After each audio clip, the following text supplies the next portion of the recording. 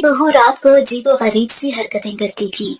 दोनों बहू बेटा सारा दिन ठीक रहते थे। रात को उनके कमरों से लड़ाइयों की आवाजें आती थी। मैं मियाँ बीवी के झगड़े में घुसना नहीं चाहती थी। एक रोज मेरा बेटा बहू को मारने लगा। मैंने बचाव करवाया। मैं उस दिन बहुत शर्मिंदा थी। मैंने तो अपने बेटे की तरबियत ऐसी नहीं की थी। मैंने तो उसे औरत की इज्जत करना सिखाया था। लेकिन मर्द कब बावफा होते हैं। मेरी जिंदगी का तो कोई मर्द बावफा ना निकला था। मेरा नाम तहमीना है और मेरा ताल्लुक सरगोदा से है। मेरे वालिद मोहतरम एक कंपनी में नौकरी करते हैं। उन्होंने बीए तक पढ़ाई की है। उस वजह से कोई बड़ी और आला नौकरी मिलना तो आज के जमाने में मुश्किल है। जबकि मेरी वालदा ने 10वीं पास की हुई है। अब्बा की तनख्वाह से घर का अच्छा गुजर बसर चल रहा है। कभी भी घर में खाने पीने की तंगी नहीं हुई। हम 3 बहनें थीं। मैं दूसरे नंबर पर थी। बड़ी वाली और छोटी वाली नॉर्मल लड़कियां थीं।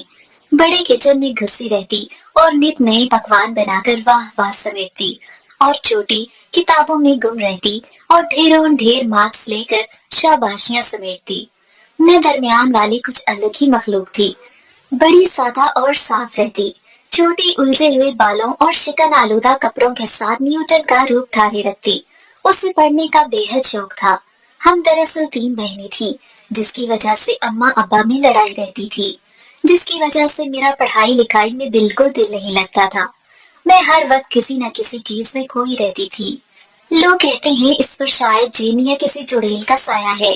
कई बार तो मेरी माँ मुझे किसी पीर फकीर के पास ले गई, लेकिन हर बार वो यही कहता कि ऐसा कोई साया नहीं है। मेरा ये रवैया घर के माहौल की वजह से था।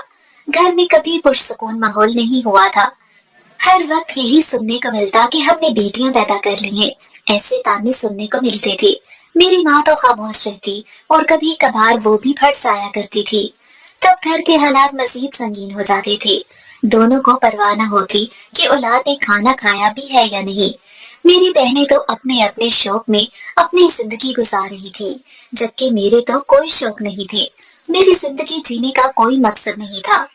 मैं सोचती रहती थी कि मैं किस तरह वक्त गुजारूं, किस तरह इस माहौल में अपने दिमाग को कहीं और लगाऊं। लेकिन हमेशा मेरी सोच लौट कर उसी मसले के गिर्द घूमती रहती थी। मैं यही सोचती रहती थी, ये मसले अब से न थे। मेरी पैदाइश से ये मसले शुरू हुए थे। दरअसल पहली बेटी का बोझ तो फिर बर्दाश्त कर लिया गया, ये सोचकर कि अगली बार जरूर बेटा होगा। लेकिन अगली बार भी दोबारा बेटी होने पर उन्हें सख्त मायूसी हुई। इस बार उन्होंने सब्र के खून पीने के बजाय वो गुबार अम्मा पर निकाल दिया। कहने लगे कि तुम तो बेटा पैदा ही नहीं कर सकती हो। हमारे खानदान में हर औरत ने वारिस किया है, लेकिन तुम में तो ये गुण है ही नहीं। ना जाने कैसी औरत हो जो बेटा नहीं दे सकती। अब्बा को हमारे नाम रखने या हमें देखने से कोई गर्ज न थी। वो तो हमें उठाते भी न थे। हमेशा हमसे दूर दूर रहते थे। सारा दिन काम में लगे रहते और रात को घर आते थे। अम्मा फिर तीसरी बार हामला हुई। इस बार तो अब्बा उन्हें किसी पीर फकीर के पास ले जाने से बाज न आए। कहने लगे कि इस बार तो पक्की करामत होगी। लेकिन फिर अल्लाह के आगे किसकी चलती है। अल्लाह भी कैसे नाशुक्रे को रहमत से नवाजता है, जो रहमत को जहमत ही समझ लेते हैं। इसलिए इस बार फिर अल्लाह ने उनका इम्तिहान लिया। एक नन्ही सी परी उनकी गोद में डाल दी। न जाने कितने बे औलाद जोड़े होंगे जो औलाद की नेमत को तरसते होंगे, और कुछ मेरे वालिदैन जैसे नाशुक्रे भी होंगे जो इस बात को रोते हैं कि अल्लाह ने उन्हें बेटा क्यों नहीं दिया। दिन का मालूम न होता था कि कब किस वक्त ये जंग शुरू हो सकती है, लेकिन ये जंग जल्द ही खत्म हो गई, क्योंकि रिश्ता खत्म हो गया। आखिर बाप और माँ की लड़ाई में अपना अंजाम हो गया। दोनों की राहें एक दूसरे से अलग हो गईं। वो कभी एक दूसरे के साथ रहना ही नहीं चाहते थे। अब्बा को ख्वाहिश थी कि उनका बेटा हो, लेकिन ये बात नहीं जानते थे कि ये सब औरत के नहीं बल्कि मर्द के इख्तियार में होता है। मेरे माँ बाप ने जब अलहदगी हुई, उस वक्त मेरी उम्र सिर्फ 8 बरस थी। ये एक नाकाबिले तलाफी नुकसान था। 2 साल छोटी बहन और 4 साल बड़ी आबा को परेशानी से देख रही थी। हमारा ननिहाल और ददियाल जमा था।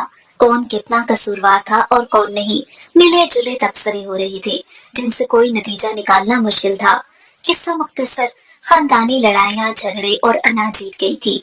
हार हम बच्चों के हिस्से में आई थी, क्योंकि सबसे कड़ा वक्त ही अब हमने देखना था। अब किस बहन को किस तरफ भेजा जाता है ये तो रिश्तेदार ही देख रहे थे कि कौन सी बहन माँ के साथ रहती है और कौन बाप के साथ जाती है। मेरा दिल तेजी से धड़क रहा था कि हम बहनों ने अपना बचपन साथ गुजारा था। अभी तो बचपन के कुछ दिन बाकी थे, लेकिन उन्होंने हमें जमाने की धूल मिट्टी में अकेला छोड़ दिया। आगे चलकर ये दोनों अपनी जिंदगी को जीने वाले थे, लेकिन हमारा बचपन किस कदर खराब हो जाना था ये तो अंदाजा ही न था। उस दिन मेरे घर काफी रिश्तेदार जमा थे। लोगों के हुजूम में बाप को ढूंढना चाहा, लेकिन नाकाम रही। ज्यादा देर रो भी नहीं सकी, क्योंकि उस छोटी सी उम्र में मैंने माँ की जगह लेनी थी। बहन को उठाया और किचन में जाकर दूध बनाया और बहन को पिलाया। थोड़ी देर ढूंढने के बाद दूसरे को भी खाने को कुछ दे दिया। बहन को गोद में सुलाकर दूध पिलाने लगी। ये हादसा मुझे चंद लम्हों में बड़ा कर चुका था और मैं समझ चुकी थी कि ये मेरे बचपन का आखिरी दिन था। बड़ी बहन को अम्मा के साथ भेजा गया, जैसे कोई मर गया हो ऐसे मातम हो रहा था। माँ से ज्यादा हमें बहन के जाने का दुख था। हम तीनों बहनें शुरू से एक साथ रही थीं। अम्मा ने तो हमें जाते वक्त मुड़कर भी नहीं देखा था। उन पर तो वो भी बोझ थी। मेरे ननिहाल वाले किसी बेटी को साथ ले जाने पर राजी न थे। वो तो अब्बा ने कहा क्यों बेटी को बांध कर पाला जाए, वरना उनका क्या है, वो उन्हें दारुल अमान भेज देंगे। ये बातें सुनकर माँ ने जैसे एहसान के तौर पर बड़ी बेटी को साथ ले लिया। वो समझदार थी, अम्मा के साथ जाकर काम किया करती थी। मुमानी को भी मुफ्त की नौकरानी मिल जाती, इस वजह से वो उन्हें लेकर चलते बने। किसी को हमारा एहसास न था कि हमारे दिल पर क्या गुजर रही होगी, हम क्या सोच रहे होंगे। ना ही बाप ने हमें सीने से लगाकर दो लफ्ज दिलासे के दिए। अकेले रहते थे, कोई रिश्तेदार साथ नहीं था। बाप दूसरे शहर कमाता था, लिहाजा परेशान बैठा था कि अब बच्चों का क्या किया जाए। दिल आखिर एक फैसले पर पहुंचकर हमें साथ लिया और गांव में मौजूद अपने करीबी रिश्तेदार के घर हमें छोड़ आए। ये घर हमारी खाला का घर भी था और हम बड़े शौक से यहाँ आते थे। अब्बा ने मुझे हिदायत की कि बहन का ख्याल रखना, मैं बहुत जल्द आऊंगा। अभी तो घर टूटा ही था कि लोगों को फिर से घर बसाने की फिक्र लग गई थी। वो अब्बा को मशवरे देने लगे थे कि बोलो तो हम कोई लड़की देख लेते हैं, इस बार तुम देखकर ही शादी करना कि कोई बेटा भी दे सके तो तुम्हारा वारिस मिल जाए। हम बहनें एक दूसरे के गले लगकर बहुत रोई थी। तीनों को अलग कर दिया गया था। मेरी माँ बड़ी बहन को अपने साथ ले गई थी, जबकि छोटी की जिम्मेदारी मेरे अब्बा ने ले ली थी। जिम्मेदारी भी क्या ली थी कि हमें गैरों के घर में छोड़कर खुद पराए शहर कमाने को निकल गए थे और पीछे से हर माह खुद आने के बजाय रकम भेज दिया करते थे, ये जाने बगैर कि वो रकम हम पर लग भी रही है या नहीं। उस उम्र से ही घर की सफाई, खाना बनाना, ये सब काम हमारे जिम्मे में डाल दिया गया था। जिनके घर हमें छोड़ा गया था वो लोग हमारा जरा ख्याल न रखते थे। अपना ठंडा पुराना सालन हमारे लिए छोड़ दिया करते थे, जबकि ताजी सब्जी खुद बनाया करते थे। हमारे बाप के पैसों पर वो अय्याशी कर रहे थे, जबकि हमें तो खाने पीने के लिए तरसना पड़ता था। लेकिन हम शिकायत भी किससे करते, अब्बा तो हमें दोबारा लेने ही न आए थे और रही सही उम्मीद माँ की तरफ से भी पूरी हो चुकी थी। सुनने में आया था कि माँ ने दूसरी शादी कर ली है। ये खबर काफी धचके वाली थी। ये अगर झूठी होती तो शायद मुझे इस चीज का अंदाजा न होता, लेकिन मुझे अंदाजा था कि हमारी माँ भी पराई हो चुकी है। जो एक उम्मीद थी वो भी बुझ चुकी थी। अब तो शायद हम उसे याद भी ना आते होंगे। न जाने हमारी बहन के साथ उनका क्या सलूक होगा, न जाने उन्होंने उसे अपनाया भी होगा या नहीं, या अम्मा उसे भी अब्बा की तरह गैरों में छोड़कर खुद अपना घर बसाने चल पड़ी होंगी। उन दोनों के अजीब रवैये की वजह से हमारा दिल वालिदैन की मोहब्बत से उठ चुका था। मुझे तो ये शादी ब्याह ही अजाब लगने लगा था, लेकिन अब क्या हो सकता था। ये खबर ज्यादा अरसे तक अब्बा के कानों से छुप न सकी और उनको इस कदर गुस्सा आया कि उन्होंने घर आकर हमारी डांट फटकार करना शुरू कर दी, जैसे कि अंदर से उनकी गैरत पर हमला कर दिया गया हो। लेकिन ये राहें जुदा करने वाले वो दोनों खुद थे, कोई तीसरा उनके मामले में ना बोला था। वो शख्स जो हमारी बीमारी पर भी पैसा भेज के खुद फर्ज वसूली कर लेता था। दोनों एक दूसरे को खुश न देखना चाहते थे।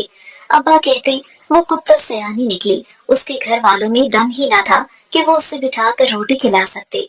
तभी तो अभी शादी टूटे को दिन ही कितने हुए थे कि तुम्हारी माँ नई रंगरलियां मनाने शुरू हो गई है। वहां भी जाकर खोटा सिक्का ही साबित होगी, कभी बेटा नहीं दे सकती। اور ابا کی اتنی سی بات ہی تھی کہ وہ حسد میں مبتلا ہو گئے تھے۔ مجھے ابا کی سوچ پر حیرت ہو رہی تھی، لیکن کہنے کو کچھ بھی واقعی نہ رہا تھا۔ اب تو وہ پیسے بھی کم بھیجنے لگے تھے۔ ہم سرکاری اسکول جاتے تھے جہاں استاد آنے کا نام نہ لیتے تھے، اور ابا کے منہ بولے رشتے دار ہم سے خوب تگڑا کام لیا کرتے تھے۔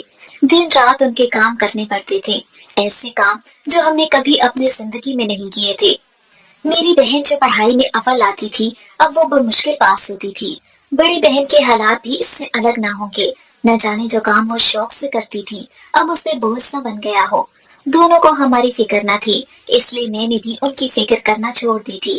کون کس حال میں جی رہا ہے اس سے ہمیں کیا مطلب۔ لیکن ایک روز ہم جن کے گھر رہتے تھے وہاں کی عورت بولنے لگی، بھائی ہم سمجھتے تھے تم لوگوں کا باپ تم لوگوں کے لیے کما رہا ہے، لیکن اس نے تو وہاں شادی کر رکھی ہے اور اپنی دوسری بیوی کو پال رہا ہے، اور تم لوگوں کو 6,000 ایسے بھیج دیتا ہے۔ اس سے کیا روٹی آٹے کا بھاؤ معلوم نہیں ہے؟ 6,000 میں کہاں سے تم لوگوں کی روٹی پوری کریں؟ تم لوگوں کے کپڑے، کھانا پینا اور اس کے علاوہ بیمار ہونے پر بھی تو ہمیں ہی حکیم کے پاس لے کر جانا پڑتا ہے۔ اس لیے اس بار تمہارا باپ آیا تو ساتھ چلنے کی ضد کر لینا، ورنہ میں تمہارا سامان گھر سے نکالنے میں دیر نہیں کروں گی۔ میں سر ہلا کر رہ گئی تھی۔ اب نہ جانے کب ہمارا باپ آتا بھی یا نہ آتا۔ 6,000 بھی کہیں بیچنا بند ہی نہ کر دیتا، کہیں ہمیں اس گھر سے نکال دیا نہ جاتا۔ یہی سوچے میرے دماغ میں آتی اور سمجھ میں نہیں آ رہی تھی کہ اس کا کیا حل نکالوں۔ والدین کے اعمال ہمیں کیوں بھگتنے پڑتے ہیں؟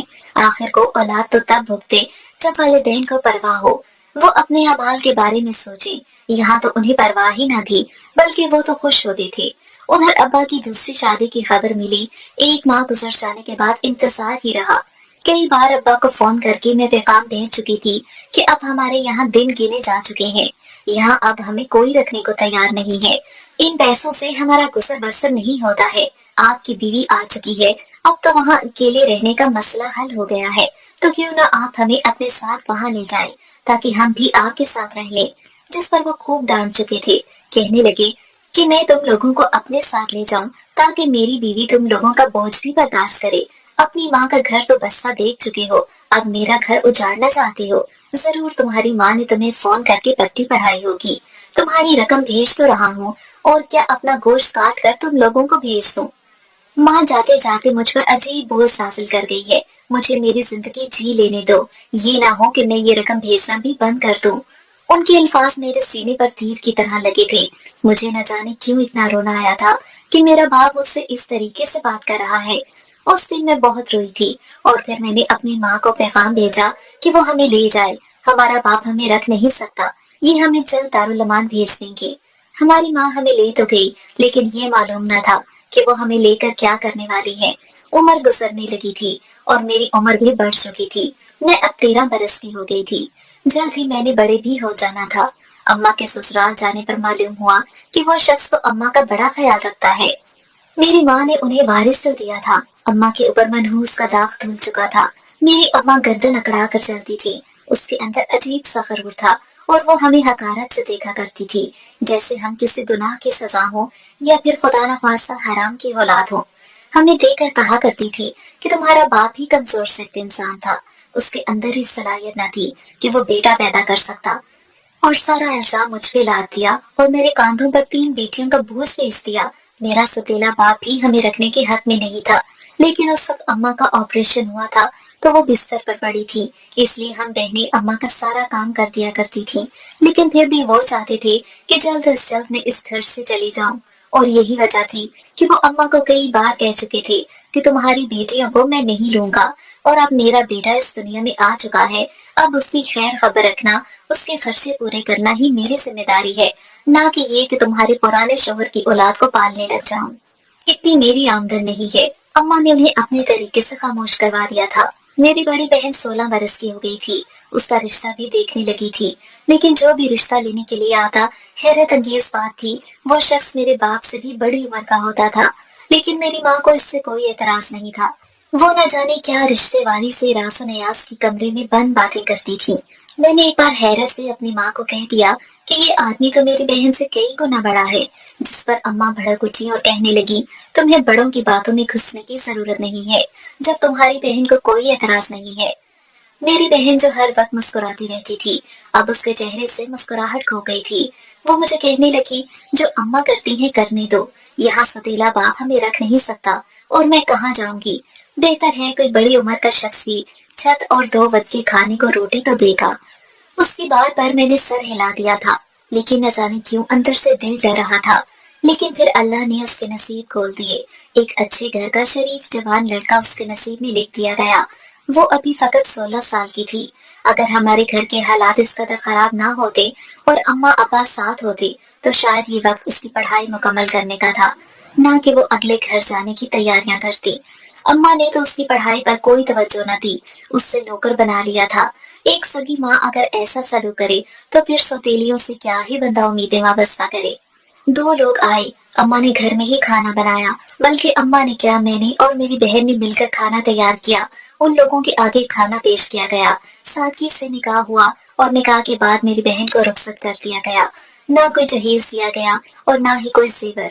चलते वक्त अम्मा का एक एहसान था कि उन्होंने सुहाग का जोड़ा खरीद दिया था, या शायद ये भी लड़के वालों ने दिया था। इस मुतालिक तो हमें कुछ मालूम नहीं था। बहन के चले जाने के बाद घर में उदासी फैल गई थी, लेकिन उसका भी किसी को ही एहसास होता, सिवाय हम दोनों बहनों के। उन हालात वाकयात ने हम तीनों बहनों को एक दूसरे का हमदर्द बना दिया था। अब न जाने मेरी बहन वहां जाकर किस हाल में होती। अम्मा ने तो एक बार हाल चाल न पूछा। मेरे कहने पर और इसरार करने पर जब उन्होंने सौतेले बाप को कहा कि एक बार कॉल मिला दे, बच्चियां अपनी बहन से बात करना चाहती हैं, तो सौतेले अब्बा ने हमें बुरी तरह झड़क दिया। कहने लगे कि तुम लोगों को सुकून नहीं आता है, वो अपने घर की हो चुकी है। तुम लोग क्या चाहते हो कि वो भी तुम लोगों की माँ की तरह अपना घर तबाह बर्बाद करके वालिदैन के दर पर बैठ जाए। मुझसे बार बार शादियां नहीं होती। एक बार तुम लोगों का बोझ उठाकर फेंक दूंगा। तुम लोगों का सगा बाप नहीं हो जिस पर सब्र के खूंज भरकर मैं खामोश हो गई। लेकिन मेरी माँ को ये ताना तीर की तरह दिल पर लगा था, जिस पर उनको हमारा कसूर ही लगा। कहने लगी कि आज तक तुम्हारे सौतेले बाप ने मुझे ऐसा ताना नहीं दिया, लेकिन तुम लोगों के आते ही वो ऐसे ताने देने लगा है। तुम लोग खुद के साथ कहीं मेरा घर भी बर्बाद न करवा दो। क्या अपने बाप के रिश्तेदारों के घर से यही सब काम सीख कर आई हो? अब फजूल की जिद मत करना। अगर आइंदा तुम्हारी वजह से मेरे और मेरे शोहर की लड़ाई हुई तो यहाँ से भी बिस्तर बांधकर चलती बनना। सारी उम्र तो तुम्हारे बाप ने जूती की नोक पर रखा, हमेशा बेटा ना होने का ताना दिया। यूं कहता था जैसे मुझ में कोई नुक्स हो, और अब तुम उसकी औलाद मेरे सर पर सांप बनकर मंडलाने लगी हो। कहने लगी तुम्हारा भी जल्द ही इंतजाम करती हूँ। मैंने अपनी अम्मा से माफी मांग ली। ना चाहते हुए भी मैं उनके सामने हाथ जोड़कर माफी मांगने लगी, जिस पर उन्होंने एहसान करने वाले अंदाज में तरस खा कर माफ कर दिया। मैं घर के सारे काम करती थी। बहन से मिलने की उम्मीद तो छोड़ ही चुकी थी। साल बाद बहन खुद ही हमसे मिलने आ गई। उसके नित नए कपड़े, चेहरे पर मुस्कुराहट और लाली ने इस बात का पता बता दिया था कि वो अपने घर में खासी खुश है। इस बात ने हमें मुतमईन कर दिया। कहने लगी कि मेरा शौहर मेरा बहुत ख्याल रखता है। मेरी सास और नंद वाला झंझट भी नहीं है। अकेली घर में रहती हूँ। मैं अपने घर में खुश हूँ, इसलिए तुम लोग मेरे लिए परेशान मत हुआ करो। उसको तो खुश देखकर हम भी मुतमईन हो गए। मेरी छोटी बहन अब घर के काम करने लगी थी। मेरा भाई हर मामले में जिद्दी था। वो था तो हमारा सौतेला भाई, लेकिन हमने कभी सगा सौतेला समझा ही नहीं था। उससे हमेशा प्यार किया था, लेकिन वो हर बार हमारी झूठी शिकायत अम्मा से लगा देता था। कोई चीज खुद भी टूट जाए तो उसका इल्जाम हमारे सर पे लगा देता, ये जाने बगैर कि इस सब से हमारी जिंदगी कितनी तंग हो जाने वाली है। उसको अगर कोई चोट भी लग जाती तो इसका इल्जाम भी हम पर ही लग जाता था। अम्मा उसको हर वक्त उठाकर प्यार करती रहती थी, उसके हर नाज नखरे को पूरा करती। वो जो खाने को कहता वही चीज उसके सामने हाजिर की जाती थी, क्योंकि उसके सर पर उसका साहिबान था, उसका बाप था। हमारी माँ भी हमसे निगाहें फेर चुकी थी, क्योंकि उसके सर का साहिबान भी तो वही शख्स था।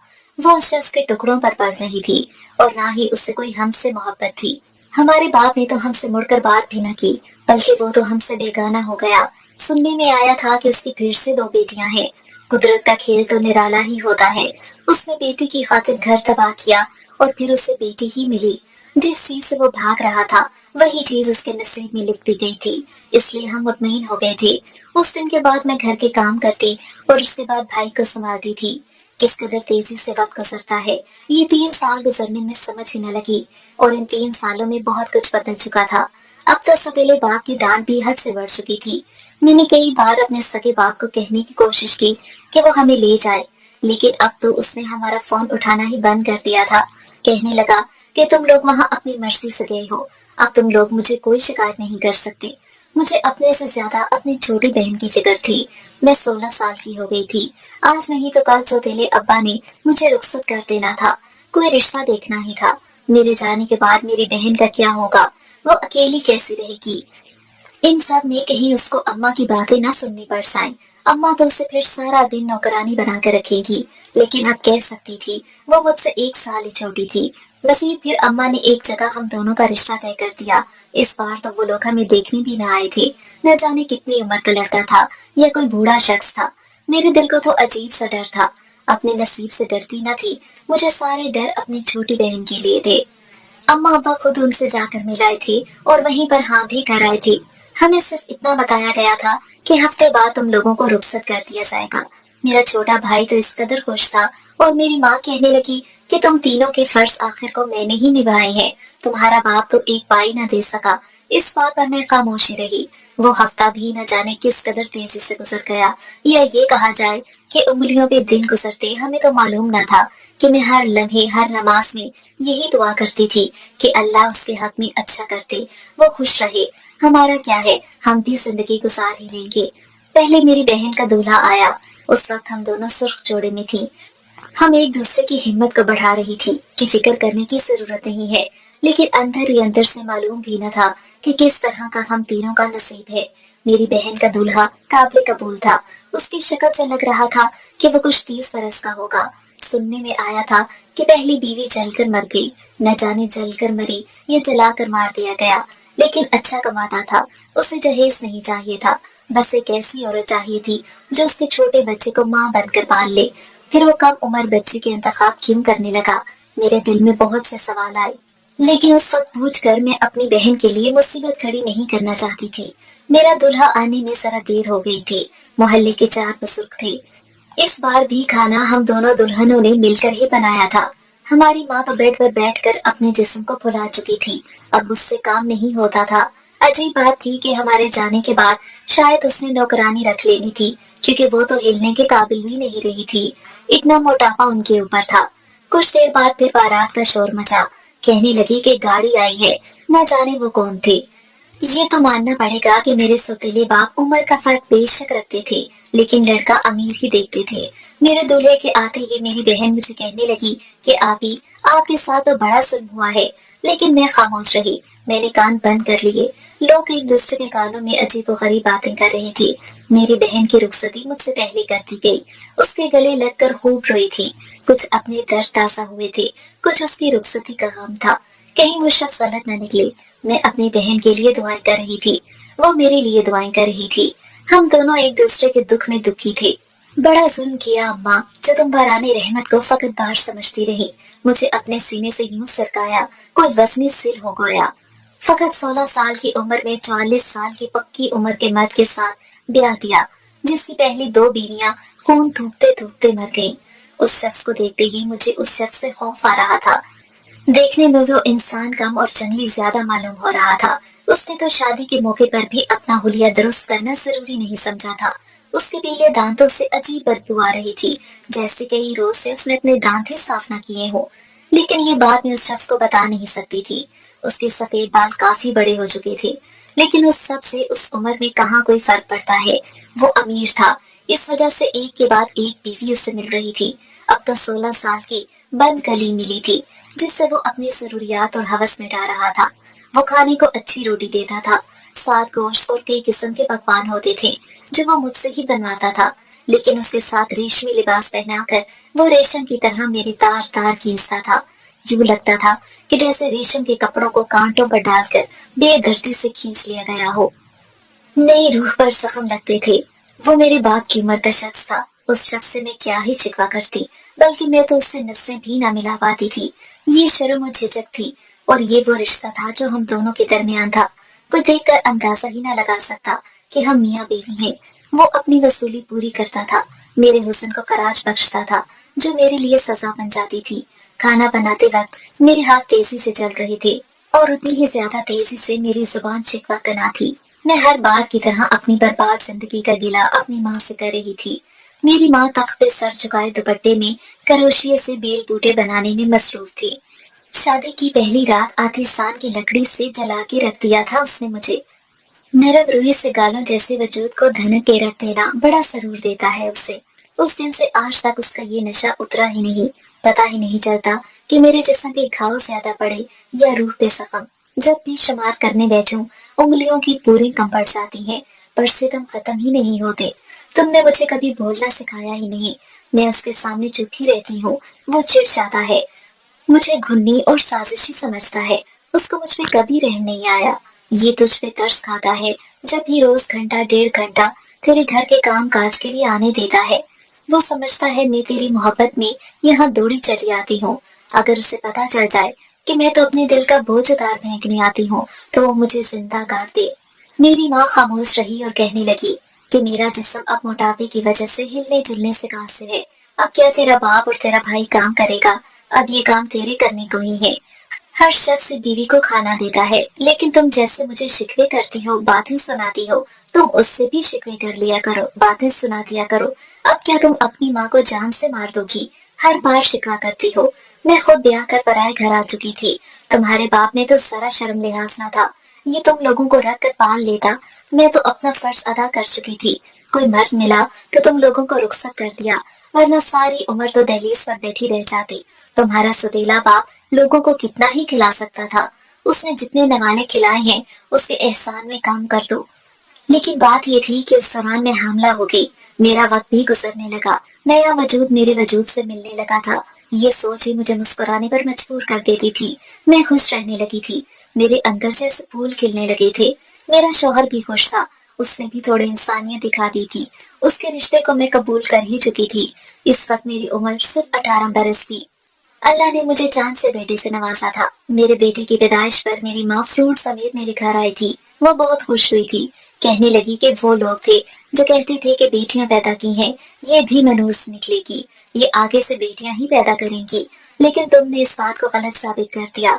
अल्लाह ने मुझे चांद सा बेटा दिया था। मेरी बड़ी बहन यहाँ भी 3 औलादें थी, 2 बेटियां और 1 बेटा। वो अपने घर में खुश थी। मेरी छोटी बहन के यहाँ अल्लाह ने एक नन्ही सी परी दी थी। उसका शौहर अच्छी तबीयत का मालिक था। उसके साथ नरमी से पेश आता था। उसकी जरूरियात का ख्याल रखता था। सबसे बढ़कर खुशी ये थी कि वो अपने घर में खुश थी। हम तीनों के नसीब अच्छे लिख दिए गए थे। फिर आगे की जिंदगियों में हम मसरूफ हो गए थे। औलाद के साथ अपने वक्त को बांध लिया था। कुछ वक्त शौहर के नाम कर दिया था। खुद की जात को तो मैं भूल ही गई थी। ये भी भूल गई थी कि मेरा रिश्ता बड़ी उम्र के शख्स के साथ उस कांटे को भी निकाल फेंका था। मैं अपनी औलाद के साथ मसरूफ हो गई थी। मेरा शौहर उस पर बहुत पैसा लुटाता था और अपनी औलाद को यूं आगे बढ़ते देखना किस माँ की ख्वाहिश नहीं होगी। मैं एक अच्छी माँ साबित होना चाहती थी। मेरा बेटा पढ़ाई लिखाई में अच्छा था। वो बहुत फर्माबरदार था। वो मेरी हर बात को मानता था। मैं जो उससे कहती वो उस बात को मान लेता था। अपने बाप से ज्यादा मेरी बातें सुनता था। मेरी फर्माबरदारी करता था। मैं खामोशी से उससे औरत की इज्जत करना सिखा रही थी। ये सिखा रही थी कि अपने साइबान में आई औरत को यूं दर बदर के धक्के खाने ना भेज देना। मैं उससे अपनी कभी कहानी ना छुपाती थी, बल्कि मैंने तो उसे अपनी कहानी सुनाई थी, खुलकर अच्छे लफ्जों में, ताकि वो माँ के दर्द को समझ सके, ताकि वो ये समझ सके कि उसकी माँ को उसके साइबान ने छोड़ा तो उससे किन तकलीफों से गुजरना पड़ा। वो मुझसे कई बार सवालात करता था।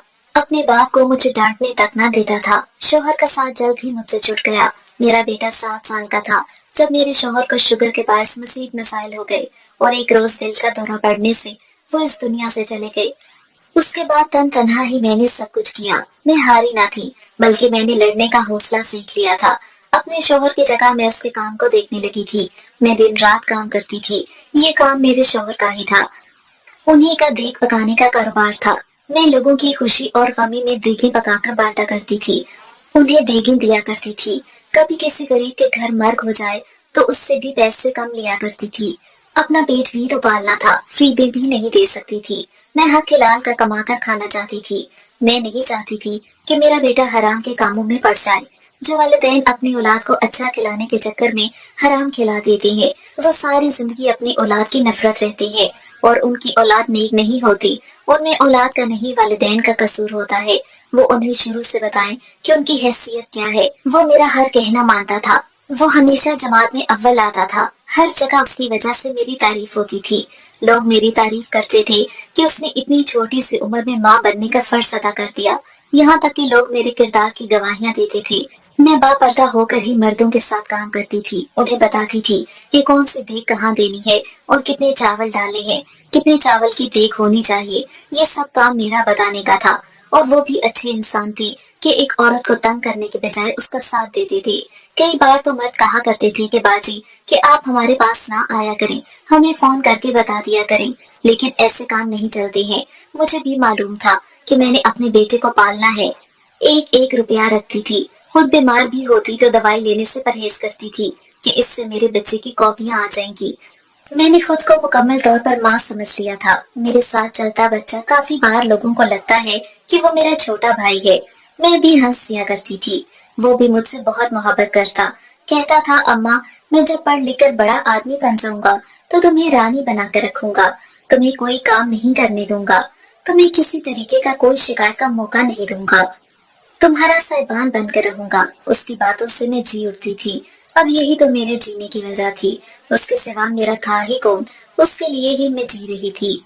میرا بیٹا اسکول کے بعد کالج چلا گیا. اس کو اپنے پیروں پہ کھڑا ہوتا دیکھ کر میں تو پھر سے جی اٹھی تھی. میں چاہتی تھی کہ میرا بیٹا پڑھ لکھ کر کچھ بن جائے. اسے ہمیشہ یہی بات کہتی تھی کہ تم پڑھ لکھ کر کچھ بننے کی کوشش کرو. تم نے یوں ہی بے روزگار نہیں رہنا ہے. کالج ختم ہوا تو یونیورسٹی کے دن شروع ہو گئے. اسے وہاں پر ایک لڑکی پسند آ گئی. وہ ہمیشہ مجھے کہتا تھا کہ وہ پردہ کرتی ہے, وہ لڑکوں سے بات نہیں کرتی. میں نے اسے یہ کہہ کر خوش کر دیا تھا کہ جب تم چاہو گے میں اس کے گھر رشتہ لے کر جاؤں گی. پہلے تم پڑھ کر اپنے پیروں پر کھڑے ہو جاؤ تاکہ لڑکی کے گھر میں جا کر میں بتا سکوں کہ میرا بیٹا اپنے پیروں پر کھڑا ہے.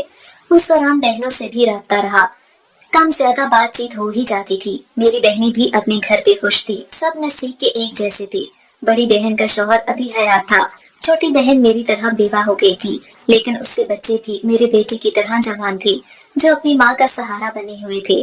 اور اوپر سے اس کے شوہر کی کچھ دکانیں تھی جہاں سے معقول رقم آ جاتی تھی. اس کا گزر بسر چل ہی رہا تھا.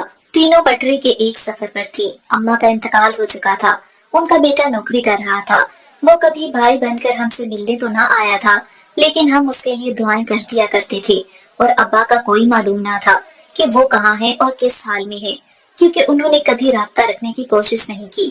اور پھر فاصلے اتنے بڑھ گئے کہ ہم بھی رابطہ نہ کر سکے. اب بس زندگی میرے بیٹے کے گرد ہی گھومتی تھی. میں دعائیں مانگتی تھی کہ اللہ اس کو کچھ نہ کرے. پڑھائی مکمل ہوئی تو اس کی نوکری کے چکر شروع ہو گئے. یہ سال کس طرح گزرے یہ تو کوئی مجھ سے پوچھے. میں پل پل اپنے بیٹے کے لیے دعائیں کرتی تھی. جس دن اس کے امتحان ہوتے سارا دن مسلح پر بیٹھی اس کے لیے دعائیں مانگتی رہتی تھی کہ میرا بیٹا کسی طرح کامیاب ہو جائے. وہ کسی بھی دنیا کے میدان میں ناکام نہ ہو. ہر ماں ہی اپنے بیٹے کے لیے یہ دعا کرتی ہے اور پھر اللہ تو پاک ذات ہے جو ہر ایک کی دعا کو قبول کر لیتا ہے. میری دعائیں بھی اللہ کے کرم سے قبول ہو رہی تھی. میرے بیٹے کی نوکری لگ گئی تھی. اب وہ مجھ سے اصرار کرنے لگا کہ اس لڑکی کے گھر رشتہ لے کر جاؤں. میں تو آنکھیں بند کر کے اپنے بیٹے کی شادی نہیں کرنا چاہتی تھی جہاں وہ چاہتا تھا. اس لڑکی کے گھر جا کر میری امیدیں ٹوٹی نہ تھیں. میرے بیٹے نے بالکل صحیح انتخاب کیا تھا. وہ عزت دار, پردہ دار اور حیادار لوگ تھے.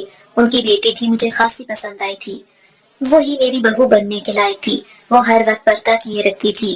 میں اسے شادی کروا کر اپنے گھر لے آئی لیکن جیسے ہی وہ میرے گھر پر آئی وہ میرے بیٹے کے ساتھ کہیں بھی جاتی تو لوگ اس کے بارے میں عجیب و غریب قسم کی باتیں کرتے تھے. میں سن کر حیران رہ جاتی کہ اتنی پردہ دار عورت کے بارے میں لوگ عجیب و غریب باتیں کیوں کر رہے ہیں. میں روایتی ساس نہیں بننا چاہتی تھی اس لیے میں نے کبھی اسے کچھ نہ پوچھا. میں تو اس کے ماضی کے بارے میں بھی خاص نہ جانتی تھی. میں بس یہ جانتی تھی کہ وہ اپنے والدین کے ساتھ رہ رہی ہے. اس کے والدین تو اچھے خاصے عزت دار لوگ تھے. میرے بیٹے کا رویہ بھی اس کے ساتھ اچھا نہ تھا. پہلے میں نے کہا کہ یہ میاں بیوی کا مسئلہ ہے, مجھے اس معاملے میں نہیں بولنا چاہیے. لیکن دھیرے دھیرے یہ میاں بیوی کا مسئلہ بڑھ کر گھر کے ماحول کو خراب کرنے لگا.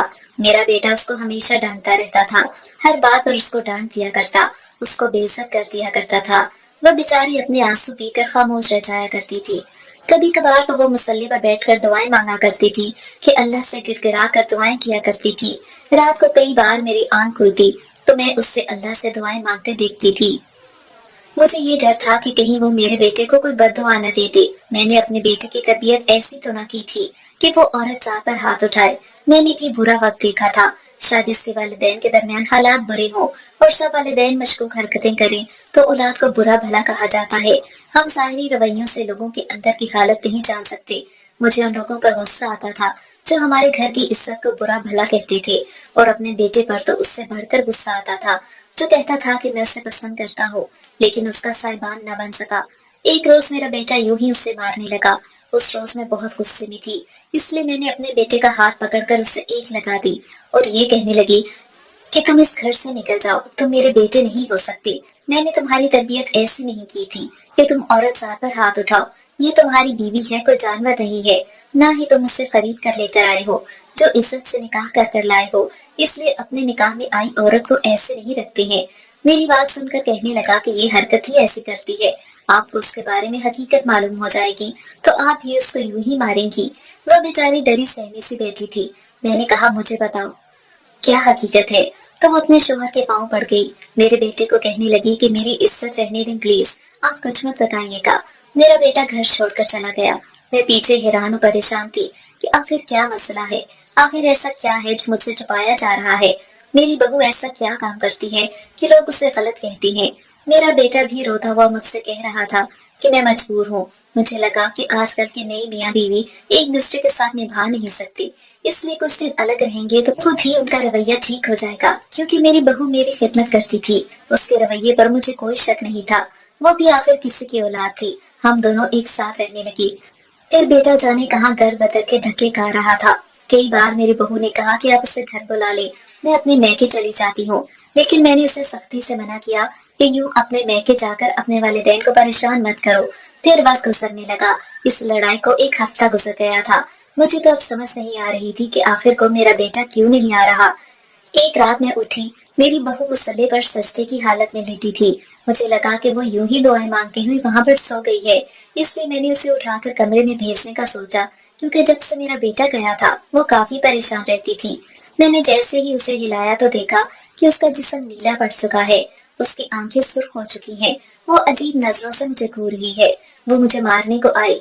मैंने उसे पीछे की तरफ धक्का दिया। वो अजीब और गरीब किस्म की बातें कर रही थी। मुझे समझ आ गई कि इसमें कोई जिन्नात हावी है। इस वजह से मैं कमरे से निकल गई और मैंने मोहल्ले के मौलवी साहब को बुला लिया। वो दम पड़ने लगे और कहने लगी, इस पर गंदे जिन्नात हैं जो इससे ये सब बोलने पर मजबूर कर देते हैं, वरना तुम्हारी बहू नेक और परहेजगार है। ये ज्यादा अल्लाह के नेक बंदों पर ही इस तरह के जिन्नात हावी होते हैं। वो अमल करने लगी। अमल करने के बाद मेरी बहू यकदम बेहोश हो गई।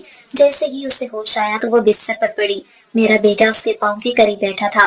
वो उससे माफिया मांग रहा था और कहने लगा कि मुझे माफ कर दो, मैं लोगों की बातों में आ गया था, मैं तुम पर शक करने लगा। मुझे लगा तुम मुझसे पीछा छुड़ाने के लिए जानबूझकर नाटक करती हो। मेरी बहू बहुत नेक और शरीफ थी। उसने अब मेरे बेटे को माफ कर दिया। मेरा बेटा भी मुझसे माफी मांगने लगा। हम दोनों ने उसे माफ कर दिया। वो दोनों हंसी खुशी अपनी जिंदगी के सफर को जारी रखने लगे।